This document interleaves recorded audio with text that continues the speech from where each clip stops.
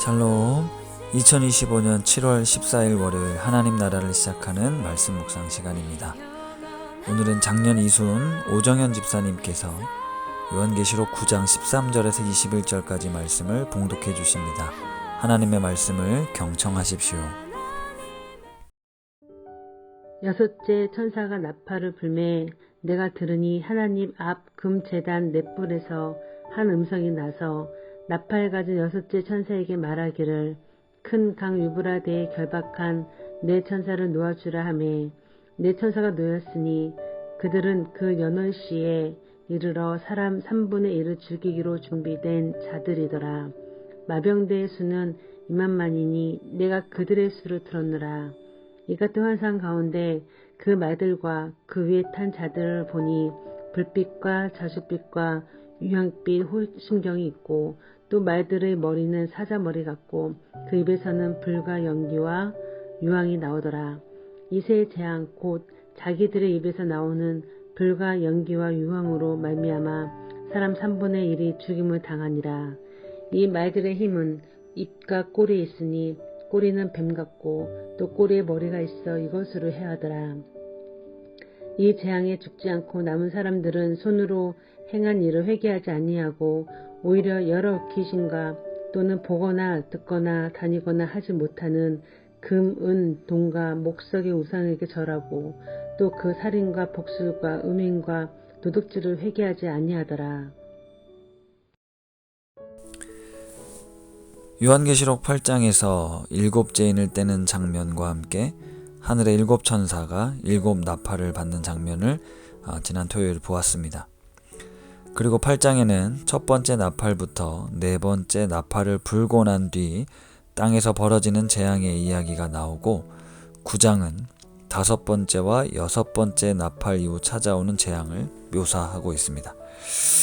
오늘 읽지는 않았지만 9장 앞부분은 다섯 번째 나팔 이후 무저갱이 열리며 황충이 올라와 전갈의 권세를 가지고 이마에 인침을 받지 아니한 사람들을 5달 동안 괴롭힌다 라는 내용이 나옵니다.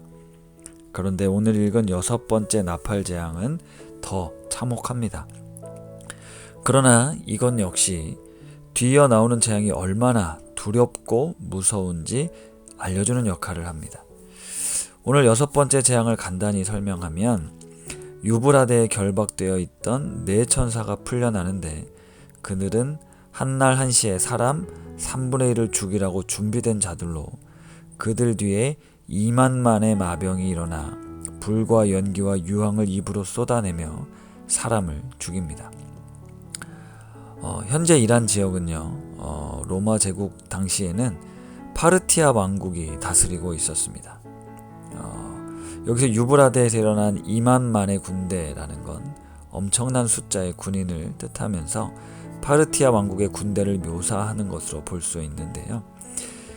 고대 근동에 하나님의 심판의 도구로 사용되었던 아수르나 바벨론 역시 이 지역을 배경으로 일어났습니다.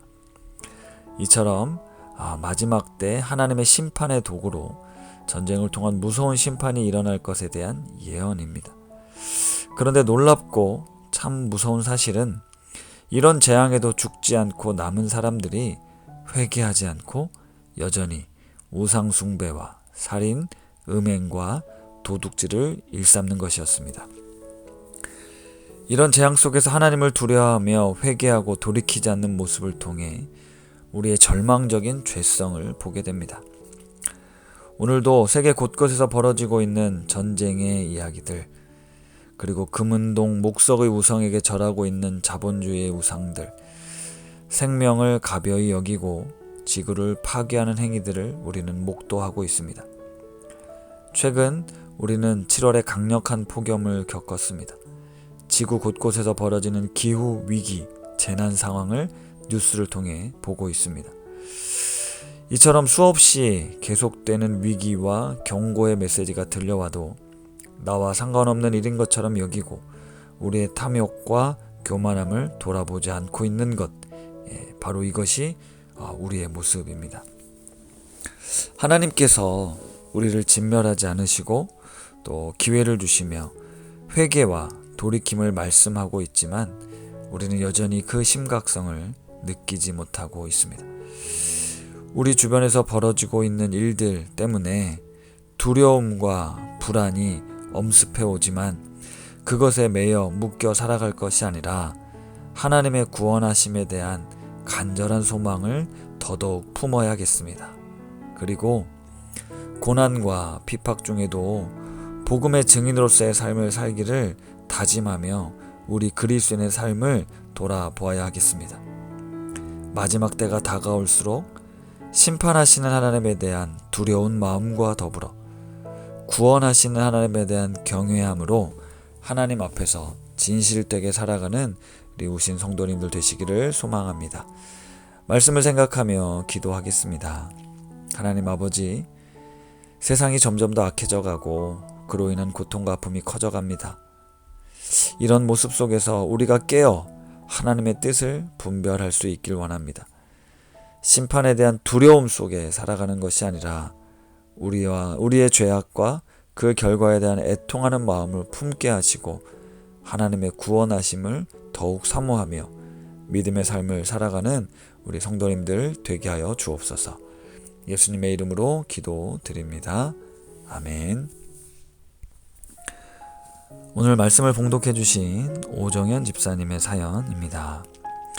안녕하세요. 작년 이순 오정현 집사입니다.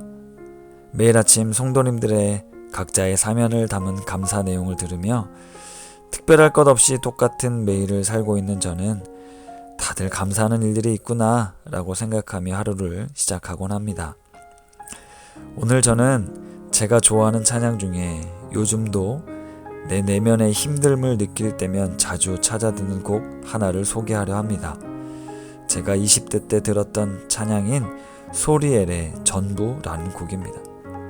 찬양 가사 중 나보다 앞서 나를 찾아주시네 라는 노랫말이 제가 오늘 감사 내용으로 나누고 싶은 내용입니다.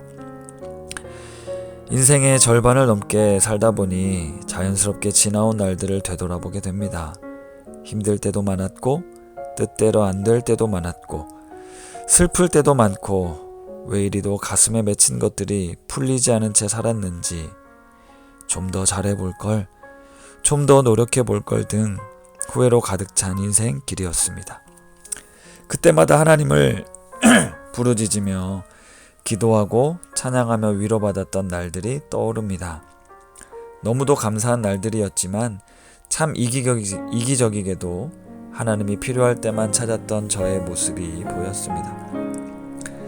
그러나 하나님은 내가 나의 아픔을 인식하고 하나님께 고백하기 전 이미 나를 찾아와 주셔서 나의 아픔을 아셨고 그 아픔에 함께 하셨다는 걸 깨닫게 되었을 때 얼마나 많이 눈물을 흘리며 감사의 찬양을 드렸는지 모릅니다. 세상은 시작점이 모호할 때 닭이 먼저냐 알이 먼저냐 라고 따지지만 하나님과 나와의 관계는 명확하게 하나님이 먼저였습니다. 특별하지 않아도 마냥 평범하더라도 나의 삶 속에 나보다 나를 더 사랑하시는 하나님을 찬양하며 항상 기뻐하라, 쉬지 말고 기도하라, 범사에 감사라는 명령을 매일의 순간 속에 실천하며 나의 전부이신 하나님께 감사하며 살아가길 소망합니다. 이렇게 사연을 보내주셨는데요.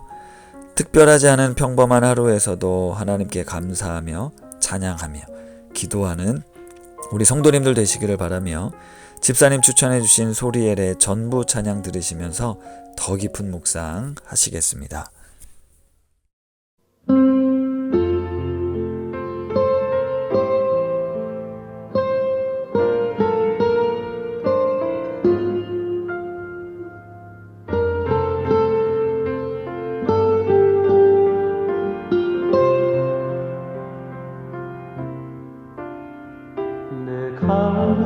가는 안에 이미 들어와 계신 예수